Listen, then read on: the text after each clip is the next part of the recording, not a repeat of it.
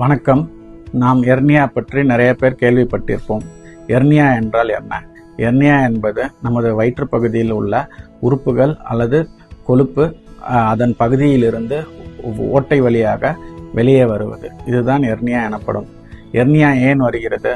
வயிற்று பகுதியில் உள்ள தசைகள் வீக்காக இருப்பதன் மூலமாகவும், அதிகமான வலுவான வேலை செய்து மூச்சு பிடிப்பதன் மூலமாகவும், அதிக அறுவை சிகிச்சை செய்து கொண்டால் தசைகள் வீக்காகி இதன் மூலமாக எர்னியா நோய் வருகிறது.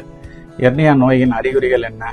கட்டியாக வயிற்று பகுதியில் தென்படுதல். அந்த கட்டி இருமுனால் கட்டி பெருசாகும், படுத்தால் கட்டி சிறியதாகிவிடும் மற்றும் எர்னியாவில் வலி ஏற்படுதல். எர்னியா நோய்க்கு தீர்வு என்ன? மருந்துகள் மூலமாக எர்னியா நோயை குணப்படுத்த முடியாது. எர்னியா நோய்க்கு அறுவை சிகிச்சையே தீர்வு. வலை வைத்து மெஷ் பிளாஸ்டி செய்வதன் மூலமாக எர்னியாவை மீண்டும் வராமல் தடுக்க முடியும். வயிற்றுக்கட்டியில் எந்த வலி ஏற்பட்டாலும் உடனே மருத்துவரை அணுகவும்.